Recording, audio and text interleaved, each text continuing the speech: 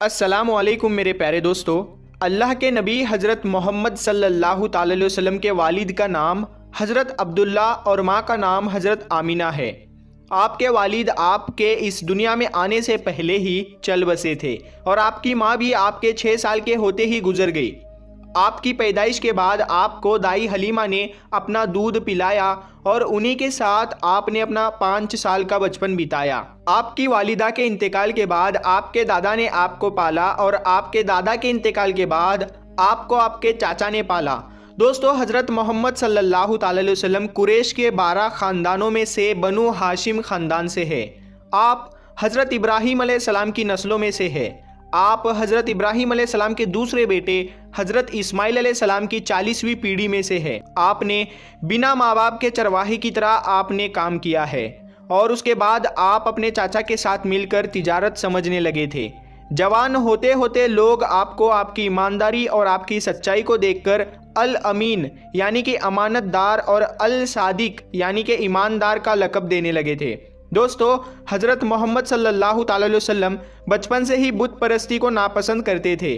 مکہ میں کئی طرح کے لوگ محفلوں میں جاتے تھے اور شراب پیتے تھے۔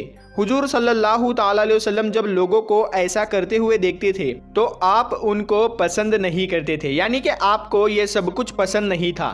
جب آپ کی ایمانداری اور تجارت کی چرچا چاروں طرف ہونے لگی تب آپ کو ایک تجارت کرنے والی عورت جس کا نام حضرت خدیجہ رضی اللہ تعالی عنہا ہے، انہوں نے آپ کو کمیشن بیس پر کام پر رکھ لیا۔ دوستو، حضرت خدیجہ 2 شادیاں کر چکی تھی اور ان کے دونوں شوہروں سے انہیں کوئی بچہ نہیں تھا، یعنی کہ ان کے دونوں شوہروں کا انتقال ہو چکا تھا اور نہ ہی ان سے ان کو کوئی بچہ پیدا ہوا۔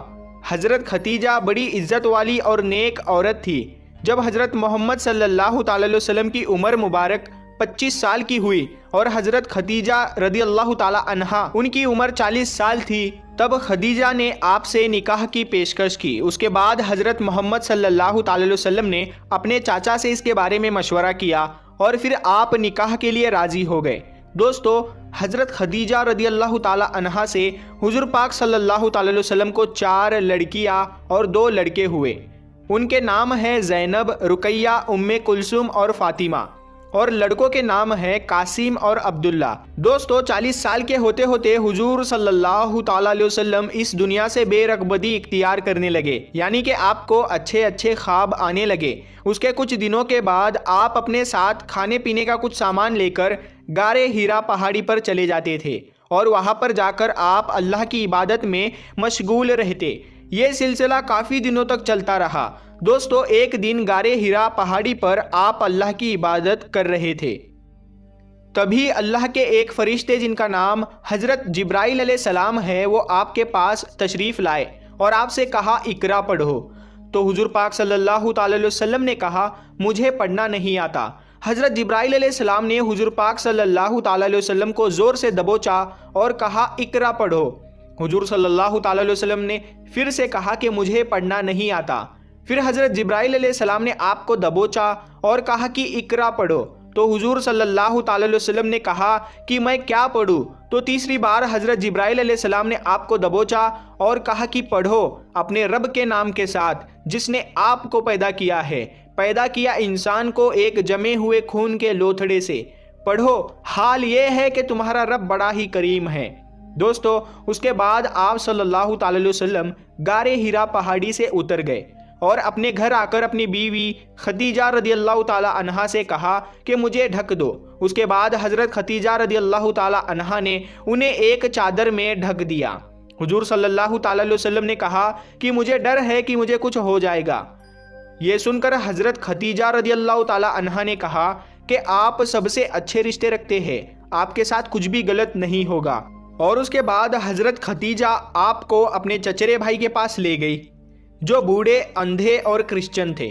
جب انہوں نے سارا ماجرا سنا تو کہا کہ ضرور تمہارے پاس جبرائیل علیہ السلام آئے ہوں گے جو موسیٰ کے پاس بھی آئے تھے، اور اگر میں جوان ہوتا تو تمہارا ساتھ دیتا، اور اگر میں زندہ رہا تو میں دیکھوں گا کہ تمہارے لوگ کس طرح سے تمہیں نکال کر باہر کریں گے۔ جو بھی کوئی نبی ہوا ہے اس کے ساتھ ایسا ہی ہوا ہے۔ دوستو سب سے پہلے وہی پر حضور پاک صلی اللہ تعالی علیہ وسلم کو سچا نبی مان کر حضرت خدیجہ رضی اللہ تعالی عنہا نے کلمہ پڑھا اور آپ کی امت کی سب سے پہلی مسلم ہو گئی۔ اب حضور صلی اللہ تعالی علیہ وسلم کے ساتھ ان کے آزاد غلام کے بیٹے زید بن حریثہ، حضرت علی جن کی عمر ابھی 12 سال تھی، اور کچھ دیگر لوگ ہی ایمان لائے تھے۔ ان میں حضرت ابو بکر صدیق رضی اللہ تعالی عنہ بھی تھے، جو حضور صلی اللہ تعالی علیہ وسلم کے بچپن کے دوست تھے۔ اس کے علاوہ تقریباً 3 سال تک کوئی مسلم نہیں ہوا۔ دوستو بخاری شریف کی حدیث میں ہے کہ یہ دیکھ کر حضور صلی اللہ تعالی علیہ وسلم کئی بار اپنی جان دینے پہاڑ پر چلے، لیکن وہاں پر حضرت جبرائیل علیہ السلام آ کر آپ کو دلاسا دیتے کہ آپ ہی بے شک اللہ کے سچے نبی ہیں۔ دوستو اس کے بعد 3 سال تک کوئی بھی آپ کے ساتھ نہیں ہوا، پر اس میں بھی اللہ کی حکمت یہ رہی کہ حضور صلی اللہ تعالی علیہ وسلم کو برداشت کرنے کی تڑپ جاگ گئی، جو ضروری بھی تھی۔ دوستو ایک مرتبہ حضور صلی اللہ تعالی علیہ وسلم بیٹھے ہوئے تھے کہ اچانک آسمان سے ایک آواز آئی، اور جب آپ نے اوپر آسمان کی طرف دیکھا تو وہی فرشتہ حضرت جبرائیل علیہ السلام اس زمین سے آسمان تک پھیلی ہوئی اپنی ایک کرسی پر بیٹھے ہوئے دکھے، جسے دیکھ کر حضور صلی اللہ تعالی علیہ وسلم بہت گھبرا گئے اور گھر آ کر اپنی بیوی حضرت خدیجہ سے کہنے لگے کہ مجھے ڈھک دو۔ حضرت خدیجہ نے انہیں ایک کمبل میں لپیٹ دیا۔ یہیں پر انہیں سورہ مدثر کی پہلی 5 آیتیں نازل ہوئی۔ اے اوڑھنے اور لپیٹنے والے، اٹھو اور ساودھان کرنے میں لگ جاؤ، اور اپنے رب کی بڑائی کرو، اپنے دامن کو پاک رکھو اور گندگی سے دور رہو۔ دوستو اس وقت وہ کعبہ جس کو حضرت ابراہیم علیہ السلام اور حضرت اسماعیل علیہ السلام نے بنایا تھا، اس کے اندر کئی طرح کے بت رکھے ہوئے تھے، اور وہیں پر 3 دیویاں بھی تھی جن کو لوگ اللہ کی بیٹیاں مانتے تھے، نعوذ باللہ۔ ان کے نام تھے لات، منات اور عزا۔ ان کا ذکر قرآن پاک میں بھی ہے۔ دوستو اس کے علاوہ لوگوں نے کعبہ شریف کے باہر 360 طرح کی مورتیاں بھی رکھی تھی، جیسے کہ گھوڑے، بندر، پرندے وغیرہ کی مورتیاں تھی۔ اور حال یہ تھا کہ جب لوگ طواف کرتے تو لوگ بنا کپڑوں کے کعبہ کا طواف کرتے تھے۔ آپ صلی اللہ تعالی علیہ وسلم لوگوں کو سمجھانے میں لگ گئے کہ آپ جو بھی کر رہے ہو وہ غلط کر رہے ہو۔